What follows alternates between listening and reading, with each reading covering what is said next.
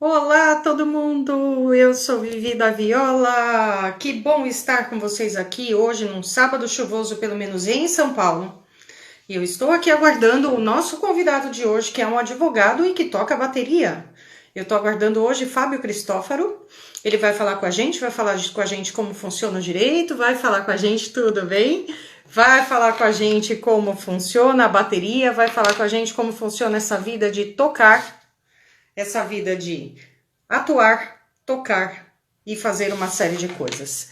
Vou lembrar vocês todos que estão aqui que a gente começou aqui no meu espaço. Comecei uma série de pocket lives e vou falar de profissões. Vou falar amanhã da musicoterapia. Vou falar amanhã, eu estou com mais saudade de você. Viu, querida Tassi? Vou falar de musicoterapia amanhã e vou falar de música terapia receptiva. Que bom que você voltou! Olá! Que bom que vocês voltaram, que estão aqui. Estou aguardando meu convidado. Já chegou meu convidado, tudo bem? Fábio, eu vou te colocar aqui, tá bom? Já que você chegou, ó, eu vou colocar o Fábio aqui. Basta aceitar o convite, Fábio. Já aceitando. Peraí que tá caindo a conexão dele, tá? Fábio, se a sua conexão, se você tá me escutando, a sua conexão tá caindo, tente trocar para o seu 4G, alguma coisa assim. Tem alguns tipos de celular que não aceitam o Instagram. Pode até ser isso, mas não tem problema, a gente vai conseguir fazer a live. Vamos lá. Deixa eu ver se Fábio voltou. Fábio voltou. Tô enviando solicitação de novo, tá, Fábio? Calma, gente, nós vamos conseguir a nossa live maravilhosa. Que maravilha! Vamos falar hoje de direito, vamos falar hoje de um monte de coisa, vamos falar de bateria, como será que funciona a percussão? Percussão é diferente de bateria, será? Hoje a gente vai entender esse monte de coisas. O que percussão tem a ver com direito? O que bateria tem a ver com direito? Só porque eu sou advogada eu não posso. E aí? Não posso fazer nada? Acho que é problema de conexão, gente. Eu vou precisar, acho que mais de 5 minutos, tá? Peraí, vou chamar novamente, tá? Talvez precise trocar de celular. Vamos lá, calma, tô chamando meu convidado. Cadê ele? Cadê ele? Tô chamando de novo. Vamos ver se agora o problema é a Apple. Todo mundo tem. Ah, é? Ah, Eita, é! Prazer em vê-lo. Como você a está? tecnologia que só acaba com a gente, mas tudo bem. Então, existe uma incompatibilidade de alguns telefones, de alguns iPhones. E Aham. eu percebo que é do 5, enfim, todo mundo que tentou fazer live com um iPhone, que não era que a Apple é fogo, né? Que não era normal. Então, A mas Apple, agora foi. Não tem jeito. uhul, vamos lá, prazer em vê-lo, Fábio. E aí? Que bom que você aceitou o convite, obrigada. E hoje a gente vai falar com ele, gente. A gente vai falar do direito, a gente vai falar da bateria e como funciona alguém que é um advogado, mas que toca bateria. Funciona assim? Primeiro a gente vai saber uma coisa, a gente vai saber quem é o Fábio. E aí, Fábio? Quem é o Fábio? Vamos lá, vamos lá. Na verdade, eu já venho de uma família que Uhum. eram músicos, mas que levavam a música como hobby, né?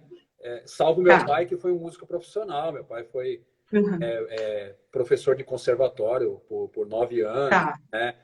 Uhum. Chegou a fazer algumas gravações, chegou a trabalhar em banda de baile, né? Tocava no Juventus, tocava Uhum. no Holmes, lá na Paulista. Então, assim, Uhum. só que a profissão do meu pai mesmo, meu pai foi músico, se formou e tudo mais, e meu pai era mecânico de automóveis. Então, você percebe que Olha só. existe um antagonismo grande aí, né? Aquela Uhum. luta que é o mecânico de automóvel, ainda na década de 70, na década de 60, que era aqueles motorzões, né, que tinha que mexer, um serviço Tinha que ser pesado. muito gigante. Então, e ao mesmo tempo tocar bateria, né, que é uma coisa, você tem que Uhum. colocar a sua força numa caixa, num tom-tom, no bumbo, né? Uhum.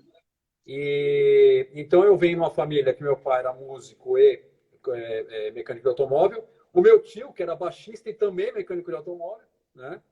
Meu avô que tocava violino, né? Então, aí meu... Gostei desse aí que tocava violino. Hã? Conhece alguém? Gostei desse aí que tocava violino. Né? E aí, É. aí isso começou a ir para as gerações posteriores. Então, Uhum. o meu primo mais velho tocava baixo também, né? Tenho primos que tocam violão. E eu, na verdade, eu nunca assim, fui desde pequenininho, desde os 5 anos eu já gostava de bateria. Não, eu fui sendo introduzido nesse mundo, né? Uhum. E acabou que eu comecei realmente a tocar bateria. Eu tinha, assim, tocar no sentido de pegar um instrumento, entender a coordenação e depois ter uma banda de 15 para 16. Então, 16 que eu comecei Tá. mesmo. Então, hoje...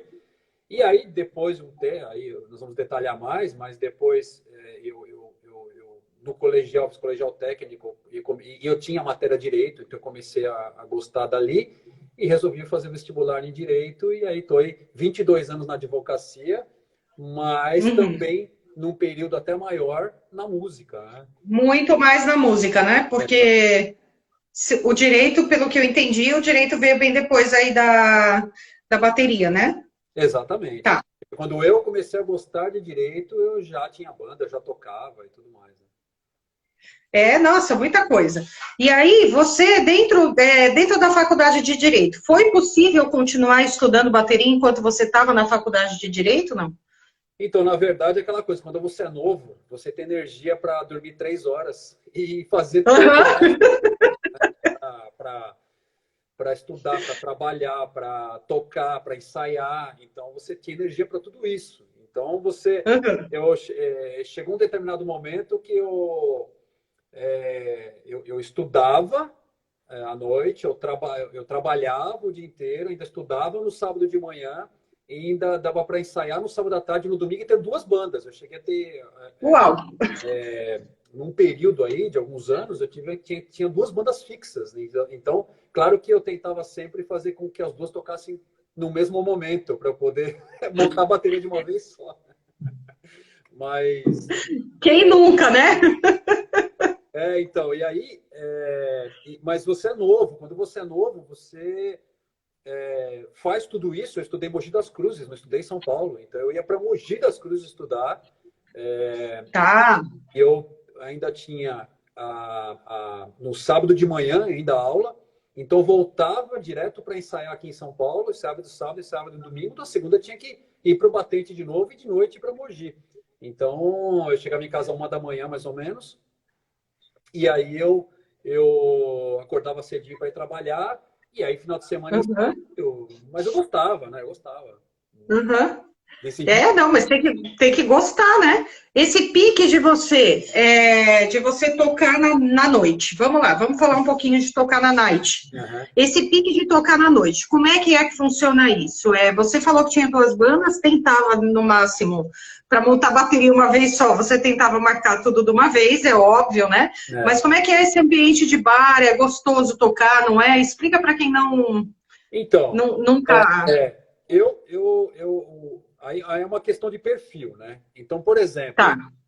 o meu perfil não é de você falar assim, olha, eu vou viver de música e vou cair na estrada, né? O meu irmão é assim. Uhum. Então, você tem o meu irmão, que hoje é um baterista profissional, hoje ele tem a banda dele, tem 9 CDs gravados, tocaram no Rock in Rio, no último Rock in Rio agora. Então, Uhum. ele se profissionalizou, ele dá aula de bateria, ele tem a banda dele, Uhum. né? Ele toca com o Andreas Kisser do Sepultura, né? Então, é, então ele profissionalizou, e se ele tiver que ficar 3, 4 meses fora, fazendo uma tour na Europa, nos Estados Unidos, ele Uhum. fica. Então, e eu comecei a perceber, eu sempre fui uma pessoa falando, não, eu quero ter minha profissão, eu quero usar a bateria como hobby e vou tocar à noite. Quando eu falo eu vou Tá. tocar à noite, não é... Quando eu ia no Bexiga, na década de 80, eu ia no Café Piu Piu, no antigo Café Pedaço, que agora é o Catraz, então eu ia lá e eu conversava com os músicos. Nos intervalos eu gostava de conversar com os caras e tudo mais, que na Uhum. verdade na década de 80, enquanto você tinha uma bateria Golpe, os caras já tinham Yamaha, já tinham Pure, já tinha um Entendi. Cato Zildjian, e aqui você, para você comprar uma bateria Purse, tem que vender um carro para comprar uma bateria dessa, e os caras já fizeram isso lá no Bexiga. E quando eu Você ia não lá, quer explicar um pouquinho para a gente essa questão de marca, já que você tocou nesse assunto? então, mas só para terminar essa questão de tocar à noite, eu cheguei para os músicos e eles falavam, olha, nós tocamos de quinta, sexta e sábado, e vamos para outro bar e tocamos de quinta, sexta, sábado, quinta, sexta, sábado, e eles têm lá vamos dizer, a renda deles para isso, só faz isso. Aham, Quando foi a primeira vez que eu tentei fazer isso, vamos colocar assim, que foi um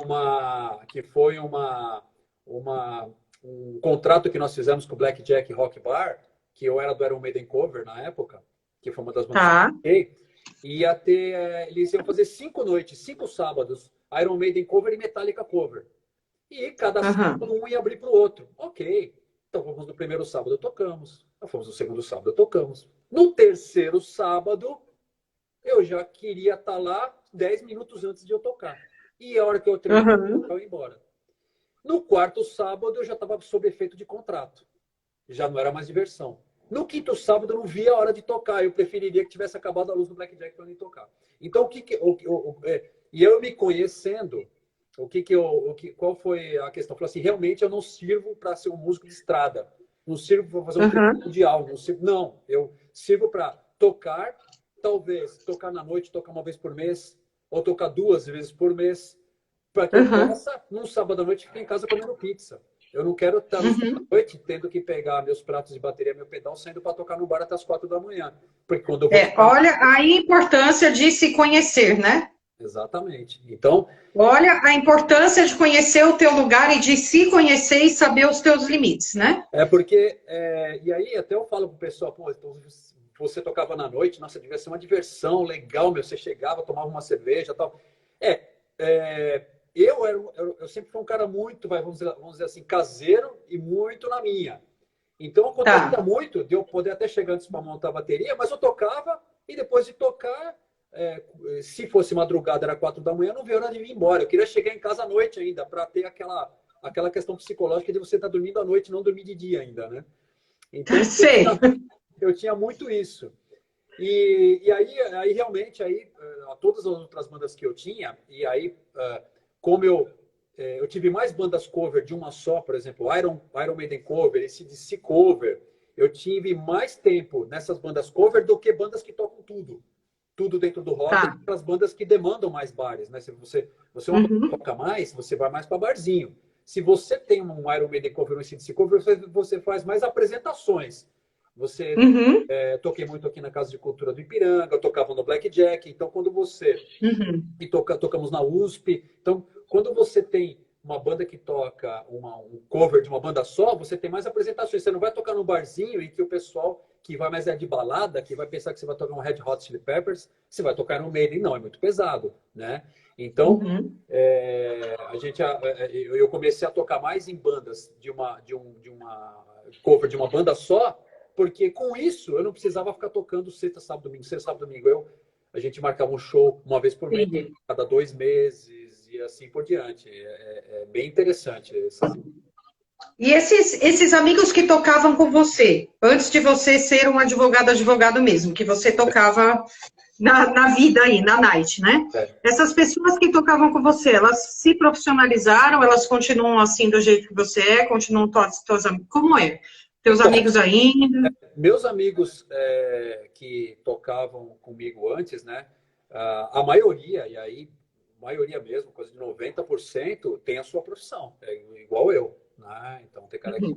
trabalha com computador, outros trabalham com outros, tem até mergulhador no meio aí. Então, você tem Que legal, profissões exótico. distintas, mas que quando a gente se reúne para tocar, é o hobby da gente, mas a gente quer fazer a coisa bem feita, Uhum. vai fazer a coisa mais ou menos, sempre quer faz umas coisas legais. E aí eu tenho realmente pessoas que eu toquei que hoje vivem de música. Então tem o guitarrista, que é o Marcelo, que eu toquei. Hoje ele dá aula de guitarra, só vive de guitarra, só vive Sei. de tocar em bar. Então as pessoas foram seguindo seus caminhos, né? Mas a maioria mesmo E é uma questão de perfil também de quem que você atrai, vamos colocar desse modo.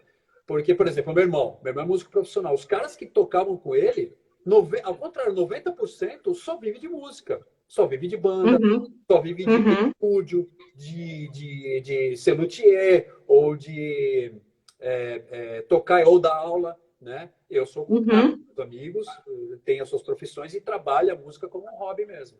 Né? É que é um caminho solitário, né? Você tocar em banda, do mesmo, bom, tocar em orquestra não é tão solitário assim, mas tocar em banda é um caminho solitário. Tá aqui um rapaz aqui, o Wagner Félix, é uma boa pessoa que pode falar de orquestra depois, né, Wagner? Ó como eu sou delicada para convidar os outros para vir para a live. Mas, enfim, você tocar em banda e você ter que percorrer o país inteiro, ou no caso do seu irmão, que vai para fora do país e que é conhecido, etc e tal, é um caminho solitário, né? E não é, porque a banda já é um casamento, né? Então, A banda é um casamento. então se você, por exemplo, você tem atritos, você tem opiniões divergentes, né? Uhum, Numa banda você tem tudo isso. Você tem briga, você tem separação, você tem união, você tem uhum, reconciliação, você tem tudo que uhum, o casamento tem. Então você tem que saber lidar muito bem. E assim, eu me considero um músico amador, vamos colocar assim, e meus amigos músicos uhum, amadores. A gente já tem essas questões de falar, não, vamos tirar essa música. Não, essa música não está no nosso projeto. Mas, pô, e no final, nós nos convergimos para sair um resultado, por exemplo, nas últimas lives que a gente fez. A gente fez live do Kiss, do Van Halen, né, do uhum, uhum. para sair aquele resultado, teve discussão, teve para verificar se um instrumento vai aparecer mais que o outro.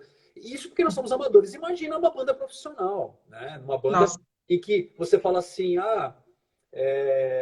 esses monstros do rock, então AC/DC, Iron Maiden, Kiss, quando você assiste, por exemplo, vídeos que mostram o making off do dia a dia desses caras, você vê que tem discussão, que não é só o que você vê no palco, a coisa é muito maior que você vê Uhum, no palco. uhum. Estúdio, tem composição, quem recebe mais, tal. Então essas bandas profissionais que você tem verdadeiros empregos por trás delas, o Iron Maiden emprega mais de 80 pessoas. Então, Sei. viram empresas. Então, você imagina o tamanho da discussão numa banda dessa. E quando você fala assim, nossa, mas a Oasis, que é uma banda grande, mas terminou assim, por causa dos dois irmãos brigando, é uma coisa muito maior que isso, né? Então, nós amadores já temos essas pequenas discussões que, a ponto de um sair da banda porque ficou só chateado. Tal. Você imagina uma banda profissional, o que tem que saber levar para conseguir ter uma banda com 40 anos, 50 anos de estrada aí, de Purple, né? O que tem que, mais do que saber levar, é o que tem que relevar. É isso. Que é,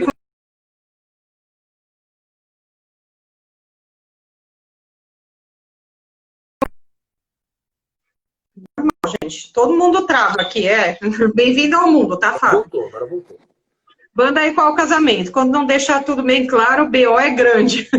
Deixa eu falar, a Lisley tinha falado uma coisa aqui, né, Lisley? Peraí. Meu perfil é de tocar, se todo mundo estiver olhando e calado, barzinho nunca, ninguém olha para mim. É isso. Tem essa também. Eu venho de orquestra, e orquestra tem mais ou menos esse padrão, né? A orquestra tem um padrão de não é você fazer parte do móvel, vamos dizer assim. Orquestra todo mundo vai, enfim, Não, né? Ô, Fábio, aí você tá lá, você falou que tava no... Tá vivo aí? Tá tudo bem? Aí você tá lá no barzinho. Você tá num barzinho, já contou pra gente que tocou em bar, que aconteceu tudo isso, e... Não, então, e aí o que acontece? Você tem, deixa eu só ver se vai Já contou da presepada da época do Düsseldorf. Peraí, depois ele conta as presepadas, deixa pro final. Não, então.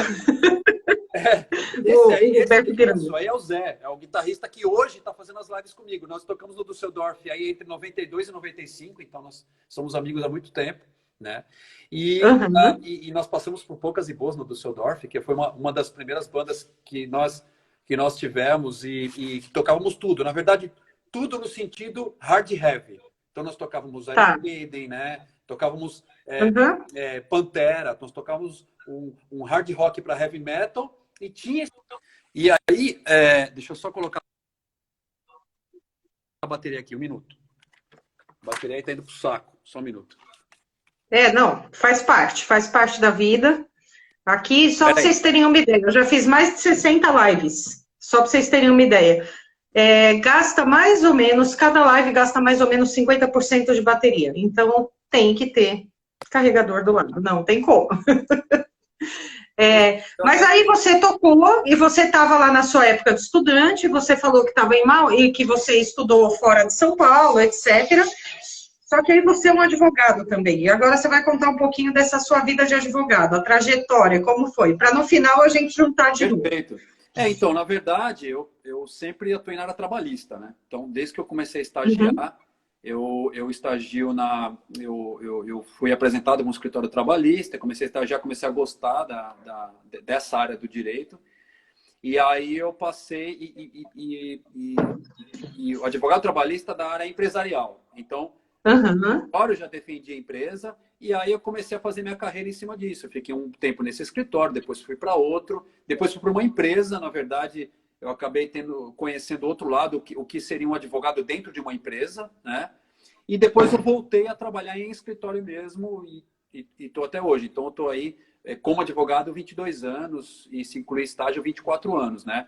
Então, sempre advocacia trabalhista. Não, mesmo que em algum momento eu tive casos não relacionados ao trabalhista, mas minha carreira inteira é isso porque, na verdade, você tem que se especializar mesmo, não dá para você fazer mais ou menos todas as áreas. Eu ia te perguntar isso agora. Se o direito funciona como a medicina, por exemplo. Que se você é oftalmologista, você é oftalmologista. Se você é radiologista, você é radiologista. Como funciona isso no direito e quais são as áreas que a pessoa pode escolher? Então, na verdade, quando você tira a sua carteira da ordem, você pode atuar em qualquer área. Qualquer área. Não é igual ao médico, ele tem lá, acho que é uma questão de residência, ele tem que fazer residência de determinada... A não ser que ele seja clínico geral, né? Aí não... Isso. Aí ele se forma e... Então, assim, eu não tive que fazer um teste a mais Eu não tive que fazer um teste a mais para ser um advogado trabalhista. Eu consegui a minha carteira da ordem, através do exame da ordem e tudo mais, e tive que... aí eu poderia atuar em qualquer área, mas, na verdade, como eu já estava trabalhando... Tá. Dá uma olhadinha na sua bateria de novo, Fábio, porque deu uma escurecidinha na tela, de repente, se ele não saiu do lugar. Tá tudo certo, né? Tá carregando. Eu acho que sim. Eu acho que sim. Tá. É porque quando eu... Você der uma puxadinha assim, ó. Se der uma puxadinha assim com o dedo, dá para ver se ela tá carregando ou não. Não, ela não tá fazendo isso. Não. Mas, ó... Enfim. Aí aí a pessoa vai se especializar em uma determinada coisa, né? Aí, no caso, se especializa. Claro, se você pode perceber quando você vai em algum lugar que tem uma advocacia menor, na placa está lá: trabalhista, previdenciário, civil, tributário, família, tudo. Né? Então, ele faz um pouco de tudo, ou lá dentro ele tem uma banca de advogados que cada um é especialista em uma área. Mas, normalmente, não. É um ou dois advogados que fazem tudo. Não. Quando você pega uma advocacia maior, você tem especialistas. Né? Então, você tem na área do trabalho, na área tributária, na área previdenciária, na área civil, assim por diante. Entendeu? Então, mas não é igual médico, não. Na verdade, você pode atuar. O problema é que não adianta eu querer me enveredar na área criminal, por exemplo, que eu não conheço, e acabar fazendo meu cliente ser preso porque eu não soube defender ele, né? Então, eu prefiro fazer naquilo que está ao meu alcance, né? Que é o trabalhista. Entendi. E tem diferença entre você ser advogado trabalhista da área do empresário ou ser advogado trabalhista da área do trabalhador? Então, na verdade, a CLT é uma só. A questão é o jeito que você interpreta. A gente sabe que a CLT ela tem assim como no criminal tem o indúbio pro réu, que é na dúvida a favor do réu, no trabalhista tem indúbio pro operário, na dúvida a favor do funcionário, tá? Então, então por isso que quando a gente faz o consultivo para as empresas, a gente sempre orienta que a empresa procedimentalize bastante com o funcionário em relação a alguma alteração de função, em relação à questão de horas, pagar a hora corretamente, adicionar noturno e tudo. Por quê? Porque se a empresa não conseguir fazer a prova que ela necessita. Muitas questões são ônus da prova da empresa. Na Justiça do Trabalho, aí que fala, mas pô, o trabalhador sempre ganha dependendo de como a empresa lida com o funcionário no dia a dia. Se a empresa não Entendi. procedimentalizar bem aquilo que ela está trazendo, ela pode sofrer as consequências na Justiça do Trabalho, sim. Se ela souber procedimentalizar bem, saber e conhecer bem a lei, lógico, através da orientação de um advogado consultivo, a probabilidade dela ter êxito na Justiça do Trabalho, ela aumenta significativamente. Aham. Porque ela sempre estava corretinha, bonitinha, etc e tal. E no caso, por exemplo, uma coisa que está muito vigente hoje em dia, assim, que a gente está vendo bastante. Caso de humilhação, abuso de poder, abuso psicológico, essas coisas assim. É muito difícil de provar isso. Você já pegou casos? Na verdade, eu peguei vários. Na verdade, hoje o WhatsApp ele é uma das maiores fontes de provas. Então você Tá. tem, quando você fala assim, olha, ele me assediava moralmente. É que o assédio moral tem alguns requisitos, né? Ele tem que ter repetição. Não adianta você uma vez xingar a pessoa vai pedir assédio moral. Não. A indenização por danos morais por assédio, o autor tem que provar, porque o réu provavelmente vai negar. Então, o autor tem que provar que ele era perseguido, que o ato era repetitivo, que o empregador ele estava praticamente forçando a barra para ele de tudo, ou por testemunhas, ou ele vai provar através de outros meios. Então, muitos gravam, muitos filmam, muitos usam o WhatsApp, Tá. a pessoa ofendendo e assim por diante. Você, enquanto músico e advogado, tocou numa coisa bastante interessante aí, que é a questão da gravação e das provas, tá? Então, eu vou te fazer duas perguntas. Se existe um número certo de testemunhas que você precisa rolar para esse tipo de coisa, e depois a segunda pergunta, nesse quesito de gravações de voz e gravações de vídeo, como funcionam os direitos autorais? Então, você vai até falar enquanto músico e profissional mesmo do direito, né? Na verdade, em relação ao rolamento de testemunhas, veja, a questão não é o quanto. Acabando aqui. Caramba, peraí. Vamos ver agora. A questão não mas a questão é da qualidade do testemunho.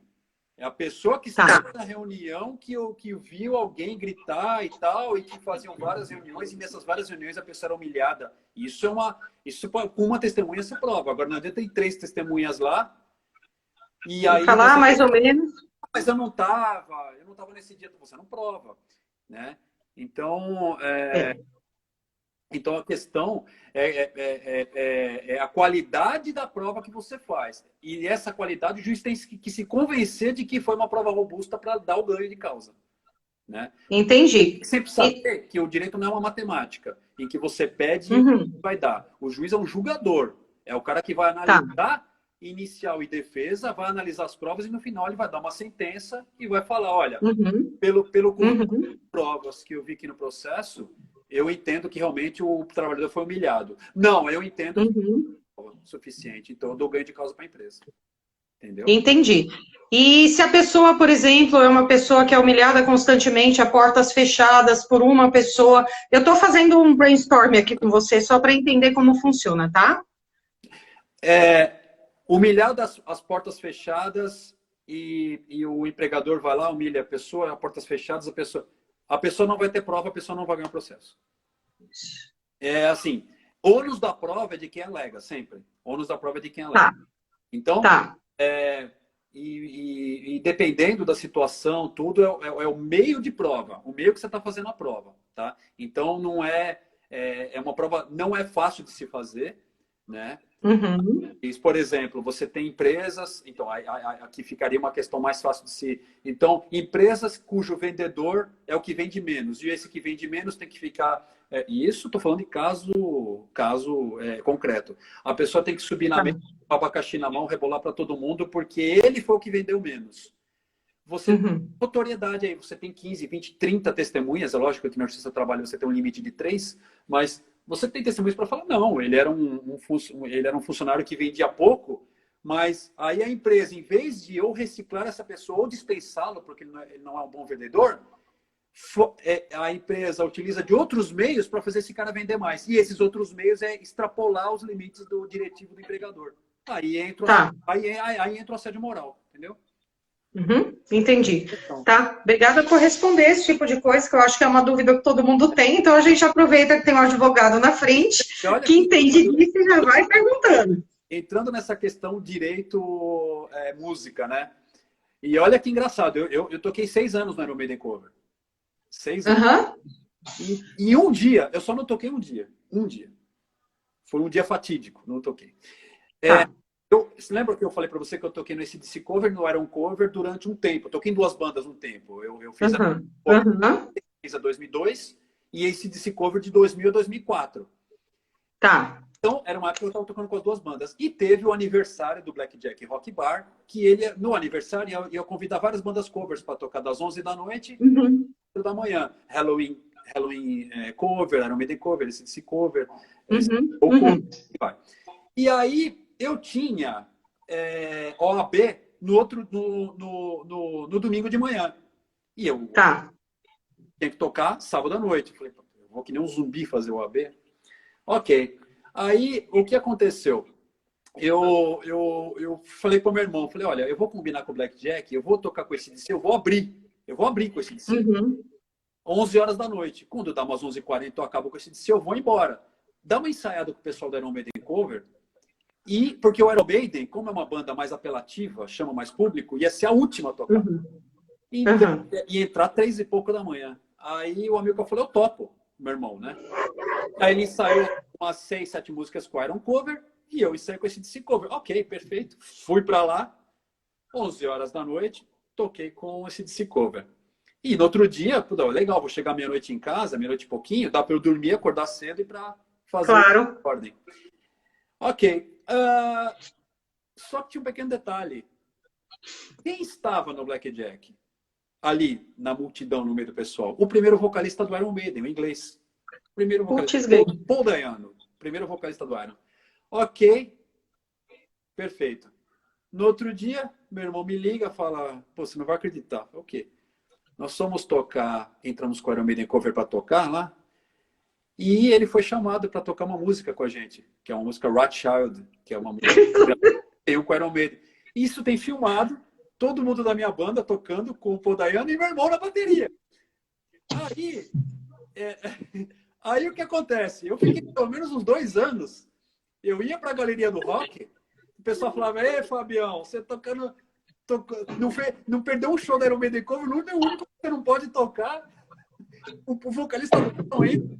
Eu falei, olha, vamos lá, 2 partes. Primeiro, é o meu irmão que tá lá, então tá ok, não tem problema. Meu irmão tá em casa. E segundo, pelo menos nós somos um dos únicos Iron Maiden Covers que já passou aqui em São Paulo, que pelo menos uma música tocou com o vocalista, não é o Bruce Dickinson, Com certeza. é o original. Então, pelo menos nós fizemos aí uma boa... Não, mas histórias e mais histórias que todo mundo. Quem nunca? Tem um lado bom disso. Quem nunca?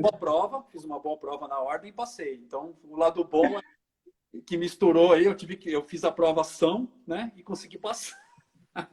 Mas tudo bem, porque a prova te deu a vida inteira, você se sustenta com isso e tá lindo e maravilhoso. E eu vou voltar um pouquinho. Eu vou voltar um pouquinho, então. Tá. Aí você tocou, mas eu vou voltar um pouquinho no direito, porque faltou a gente conversar um pouquinho sobre vídeo e áudio. Como funciona essa questão de direitos autorais de vídeo, áudio, em assédio, 2, na gravação do músico mesmo?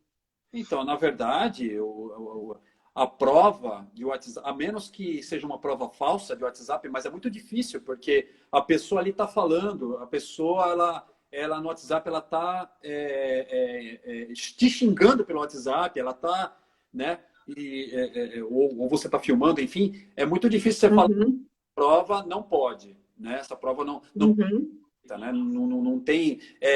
veja, quando você é o interlocutor, eu estou com você aqui no live. Se eu quiser gravar essa live e fazer uma prova como ela, eu posso.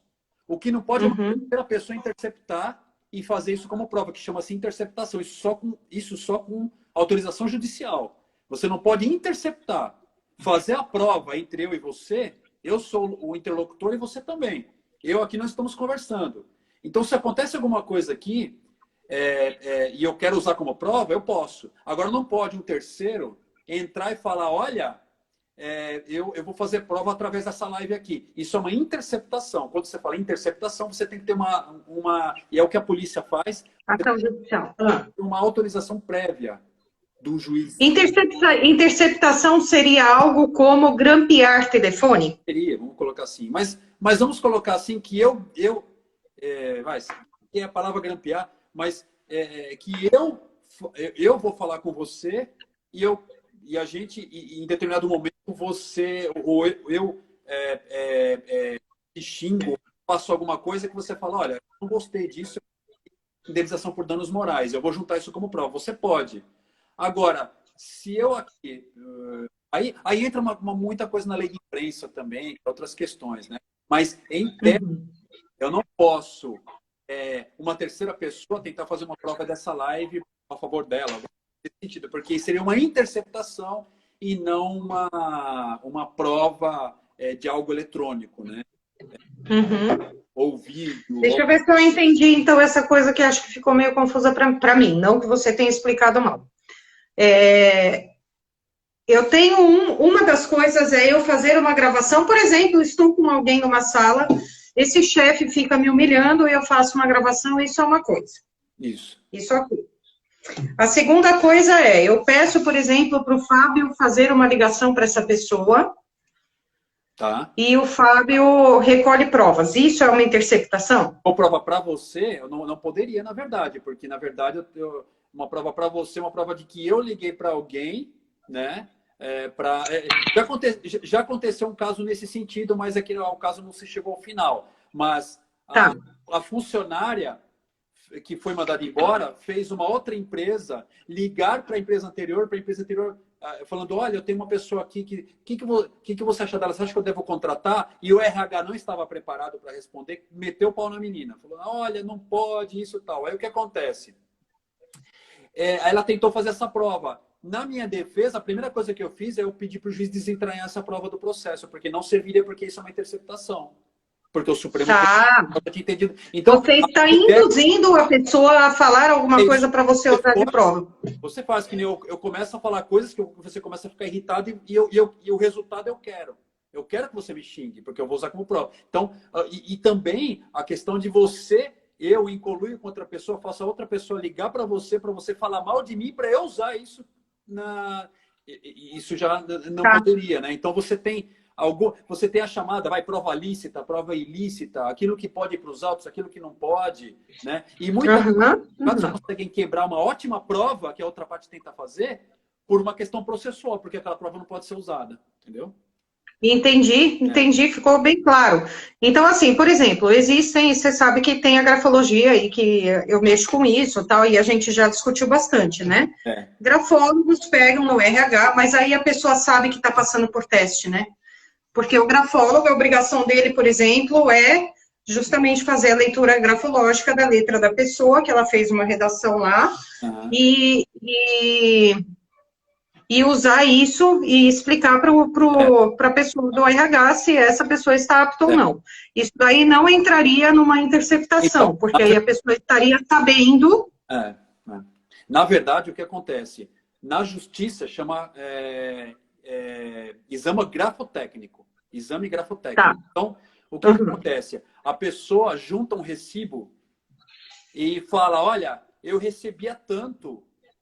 e com isso eu vou provar meu vínculo de emprego, por exemplo. Olha, eu era empregado, a pessoa não me registrou, mas a pessoa sempre me pagou. Olha esses recibos assinados por ela. E aí a pessoa fala assim, mas essa assinatura não é minha. Eu nunca assinei isso. Quando a defesa traz que essa assinatura nunca foi dela, o juiz vai falar assim, então eu vou mandar para o exame grafotécnico. O exame grafotécnico passa por um perito, ele vai verificar, lógico, vai fazer todos os testes, a pessoa vai assinar de novo para ver se é isso, posição da caneta, peso da caneta e tudo mais. No final, a assinatura realmente não é dela ou é dela. Aí existe... Não, isso sim. É que eu estava falando num outro sentido. A pessoa foi negada num RH. Porque o grafólogo falou que essa pessoa não não servia, não estava apta para o cargo por causa disso, disso e daquilo. Tá. Aí essa pessoa processa o grafólogo. Nesse caso, não é. Eu só estou tentando entender a interpretação. Então, mas eu acredito que isso não vai acontecer, porque nenhum RH Não. vai tirar a pessoa do Porque no RH a pessoa sabe que está passando por teste. Não vai fazer isso. A pessoa vai falar assim, ó, fiz entrevista com 20, você está nas 19 que não foi aprovada. Pronto, ele não vai dar um motivo, ele não vai falar. Acabou. Não. Ele não vai, exatamente porque existe também o dano moral pré-contratual e o dano moral pós-contratual. Então, se a pessoa passa por todo um processo seletivo, ela recebe um e-mail falando, você está contratada, nisso ela pede a conta no outro. Quando ela vai o novo fala, olha, o dono falou que não dá mais. Ela pode ter um processo contra a empresa de indenização de danos morais pré-contratuais, mesmo não sendo ainda funcionário da empresa, porque a empresa fez todo um processo seletivo e falou para ela que ela estava contratada. Ela pediu a conta no outro, quer dizer, ela ficou de mão atada. Né? E o pós-contratual é essa que eu te falei. A pessoa vai, a empresa fala um monte lá para inibir o retorno ao mercado de trabalho do outro, então ela pode aí pedir o dano moral pós-contratual também. Tá. Mas ninguém RH vai falar que a pessoa não vai por causa do exame, ou por causa do cabelo, ou por causa... Não vai falar. É um ninho de mafagafo. Já deu para entender. Quer dizer que você não pode, o Ipiranga Roberto não pode te processar se você falar mal dele nessa live. Primeiro porque eu estaria aqui nos... O Zé tem que ficar perto lá, né? O Zé, a gente brinca muito. A gente vai tomar, eu vou tomar uma cerveja, eu tiro foto de cerveja, eu ponho chupa, Zé. Aí ele tira a foto lá da cerveja dele e fala, chupa, Fábio. Então a gente fica zoando. Mas e por aí vai, né?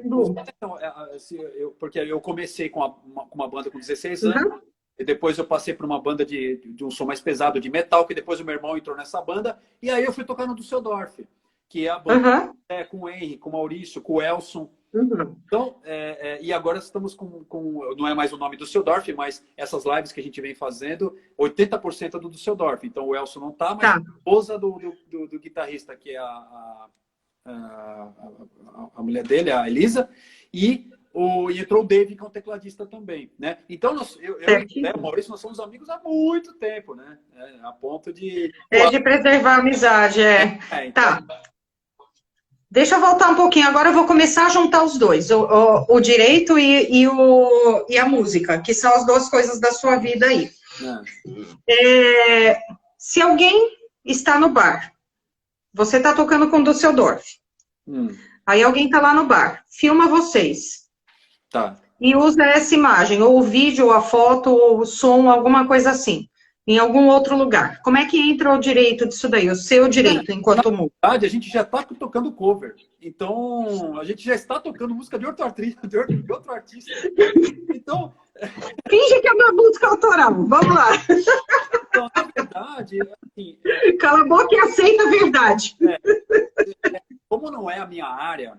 o direito autoral é um direito muito específico, né? Quem é especialista de direito autoral, então você tem escritórios de advocacias que só trabalham com isso, com direito autoral, direito intelectual, né? Propriedade intelectual, você trabalha com tudo isso. E você tem lugares, Biblioteca do Rio e NTI, que você vai lá e registra a sua música, né? Que você pode registrar a música, material, pode registrar a capa do seu CD, né? Vamos lá. O Amilcar gravou o Doutrinador junto com o Torture Cut. Vamos lá, pega esse exemplo aí. Música autoral.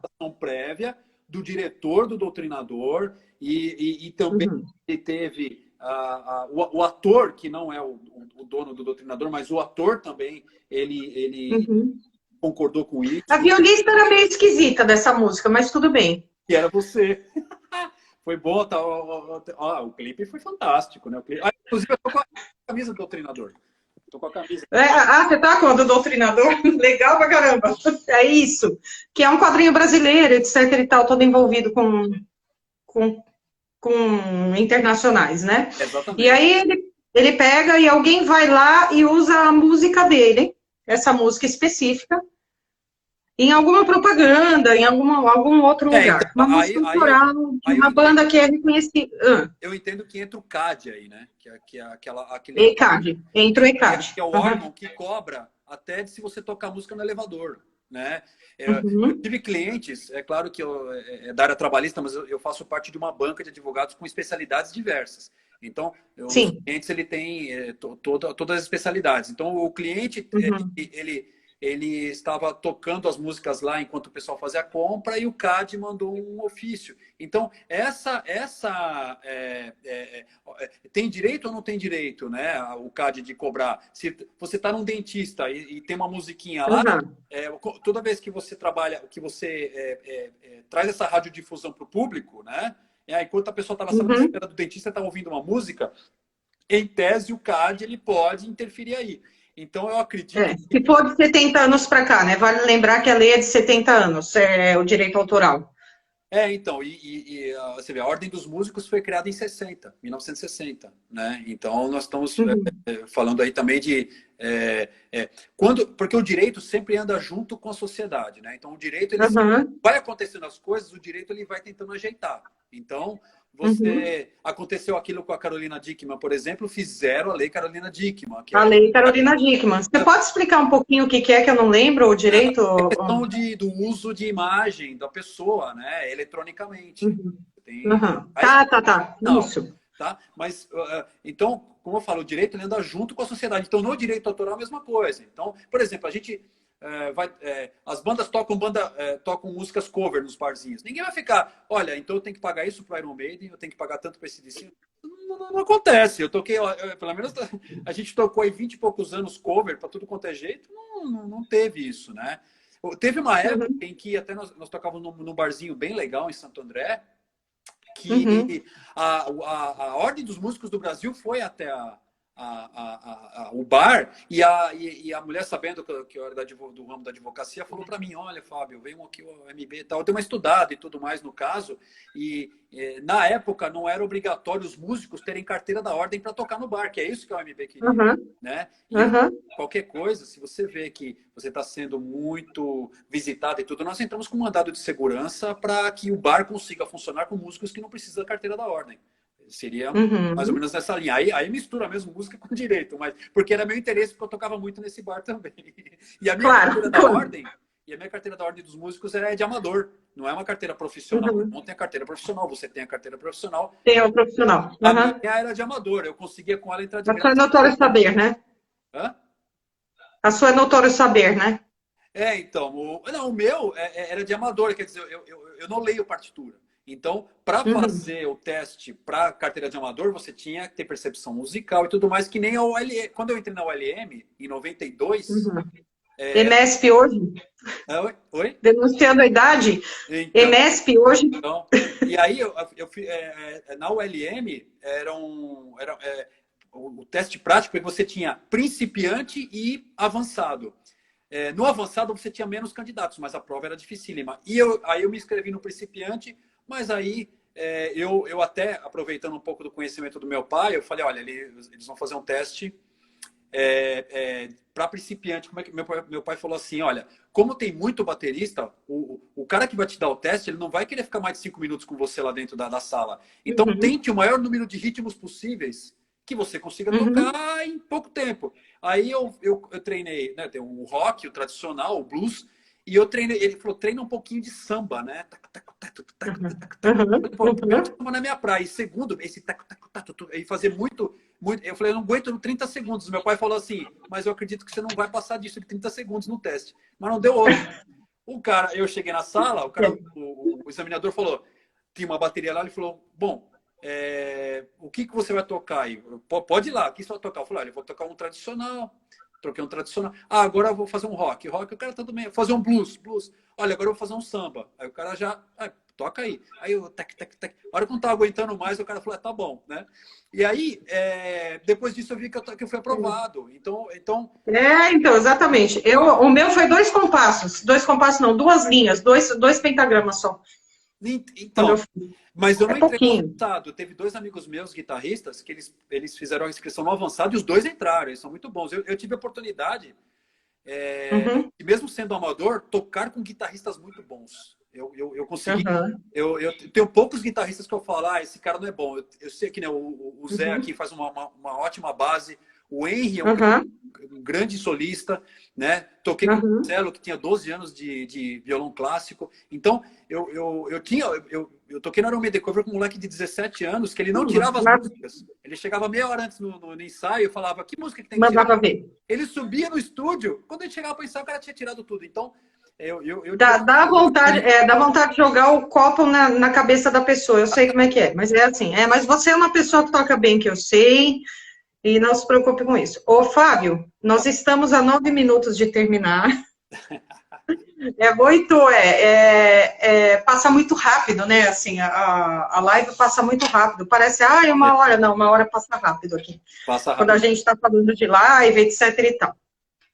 Eu quero pedir para você agora, rapidamente, se você não dá um conselho para quem está querendo fazer direito.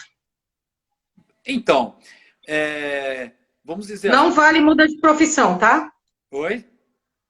Mudar de profissão não vale, tá? Na verdade, você tem que ter o perfil, você tem que primeiro gostar, porque exige muita atenção, é uma profissão estratégica, você tem que saber como é que você vai defender o seu cliente, como é que você vai fazer uma defesa, né? Uhum. Você tem que ter o perfil para isso, né? Então, por Uhum. exemplo, eu odeio números. Então, as ciências humanas acabou me empurrando para a área do direito também, porque eu gostava desde o colegial do direito e tudo mais. A minha família, ninguém era profissional do direito, então eu acabei gostando Tá. disso, tudo, né? Mas, assim, não é... Na verdade, eu sempre digo o seguinte, a pessoa entra no primeiro ano já pensando que quer ser juiz. Aí no segundo ano quer ser juiz ou promotor. Aí no terceiro ano, Uhum. juiz, promotor ou delegado. No quarto ano ele vai estagiar e ele vê que não é mais ou menos aquilo. Aí no quinto ano ele começa a se apaixonar pela especialidade que ele está.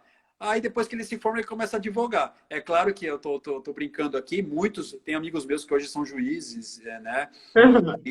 Mas são pessoas que realmente se dedicaram muito mais aos estudos para concurso do que eu, Uhum. né? Mas eu acho que assim, você tem que ter ali o perfil e não parar de estudar. Uhum. Essa é a questão. Que eu Uhum. fiz. Foi inclusive na época que eu tinha duas bandas. Então, em 2003, Uhum. eu estava no Iron Maiden Cover, no CDC Cover, trabalhando e fiz uma pós. Então, eu fiz uma pós em Direito Uhum. Empresarial em 2002. Em 2007, fiz uma pós em Direito e Processo do Trabalho. E hoje estou fazendo uma pós em Direito Previdenciário. Então, Tá. você tem que sempre se atualizar. A gente sabe que a legislação, inclusive no Brasil, ela é dinâmica, ela não para, você tem que estar à frente. O trabalhista agora, vocês Uhum. viram na mídia que passou esse negócio de redução de jornada, de suspensão de contrato de trabalho, não choveu telefonemas, então você tem que se Você tem atualizar, que dar um passo à orientar o que você frente. tem que fazer, né? Exatamente, você tem que dar um passo à frente. Fiz um webinar na quinta-feira passada falando só sobre isso. Então, Tá. realmente precisa ter o perfil para isso e se dedicar. Se Uhum. preparar, que você acaba sendo Uhum. um bom profissional na área, né? É isso. Beleza.